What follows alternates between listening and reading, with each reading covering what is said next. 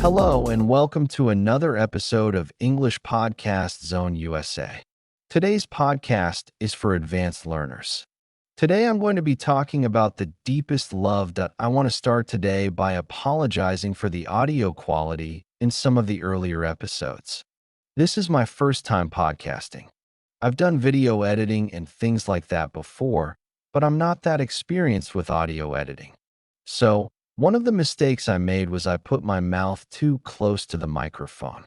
So, it caused some popping sounds and things like that. So I'm further away now, so it should be better. I actually also had to re-record this entire episode because there was a strange noise, like a crackling noise, the first time I recorded it. So, it was some problem with my microphone that I've managed to fix now by moving it around. But in future, I've been thinking of getting a more expensive microphone, and if this problem continues, I may just do it. I wanted to say, okay, so I'll only buy myself this expensive microphone once I've got 50 episodes or 20 episodes or something like that. Because then I can show to myself that I am dedicated to the show, that I am going to continue it, and that the microphone would be a worthwhile investment. But I don't want all of you to have to keep suffering with poor audio quality. So if there are continuing problems with microphone and recording and sound quality, then I will absolutely put in the money to get a better one. So, with regards to the quality of the earlier episodes, I would have noticed the problem sooner, but I record the episodes in batches.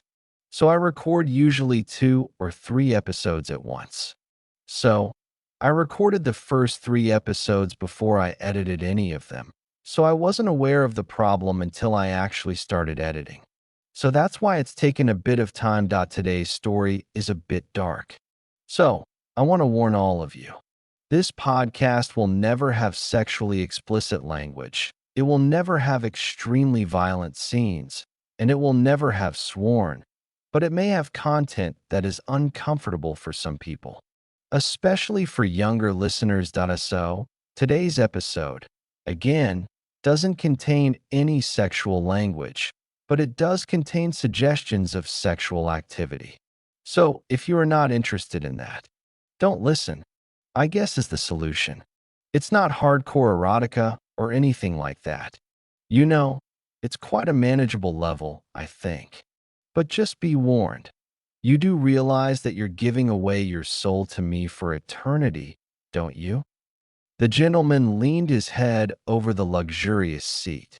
His long neck moved like a snake, underlining the question. Obviously, everyone knows about you. Yes. The people gossip. But do you believe them? Zara cast a glance around the room and shrugged. Everything fits in with the rumors. And are you ready to work as my faithful servant? I'm ready to work. The monster stood up and his lips contorted into an unreadable expression. Whether it was a smile or a grimace, Zara didn't know, but she didn't care either. She took his outheld hand. No. We'll do it the old-fashioned way, like the foolish men in the backwater villages. Didn't you bring a knife? She raised an eyebrow. He went to a nearby table and searched through the piles of antiques, papers, and animal bones, until he clicked his fingers and pulled out of a drawer a long, elegant knife. Without hesitation, he cut his palm, and scarlet blood dripped onto the carpet. Do you want me to do it for you, little girl, or can you do it yourself? Zara grabbed the knife and copied him. She ignored the disgust she felt when the old thing put its hand on hers, joining their lives and souls through that ancient ritual. I think we're going to do good work together, he said. They drank the life of everything and everyone. No place was too sacred for their activity. In churches, in graveyards, in shops and offices, even in conferences where people spoke strange languages and discussed the meaning of life, they crawled in the shadows and feasted on the life force of humanity. People didn't feel it, of course, apart from a piercing cold or a prickly déjà vu. The easiest victims were the businessmen and marketers. They had built up a wealthy, comfortable life with numbers and deals, and no longer needed to keep the old superstitions and gods alive, those backwater things. So when the monstrous gentleman and his assistant visited their huge buildings and smoky caves, they hardly noticed that something was sucking the most intimate and important aspect of their beings from them. Zara always believed love was special before, but now she understood it better. It was abundant and cheap, banal even. She guzzled it greedily, and her master clearly valued that in her. He had finally found someone with as few scruples as him. For his part, the master was also very content. With such a capable partner, he began to push his limits more and more, chasing after bigger prey, winning in larger arenas, drinking his full at funerals and weddings. He wanted things to stay this way forever, but he understood that fate was a fickle beast. So when Zara invited him to her room one evening, the change in habit did not perturb him.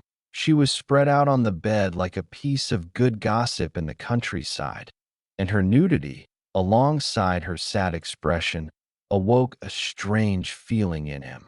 Compassion? No, he never felt that. Sympathy, perhaps. What do you want?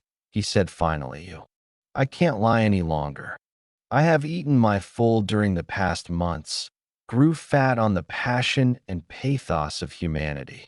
I never guessed that such a range of love existed, expressed in such a variety of ways. I feel I can die happily now. Your words make me sad. Why must you speak of death when we live in an Eden of joy? She smiled flirtatiously. No, not flirtatiously. Something in her was different. She was above all those human traits now, like an angel. He was a child in her presence. Don't be sad. I'm offering myself up to you, and I am happy to do so. You should be happy too. I already gave my soul away to you, so all that rests is my emotions. Eat them, and I will leave this world happier than I ever was upon it.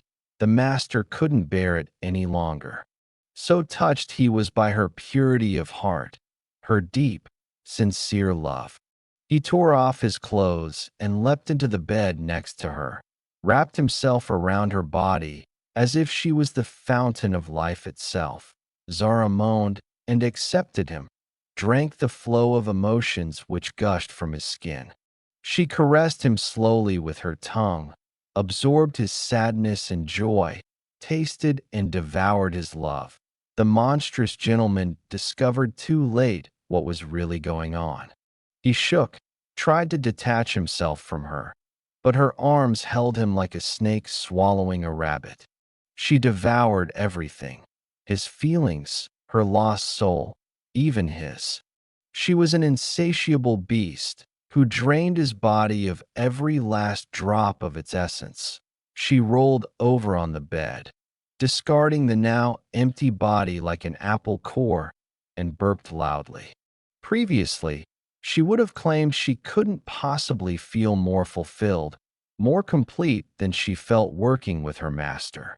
But now she knew better. The deepest love is always hidden beside you, hunting its prey like a savage beast. That I hope you enjoyed the episode.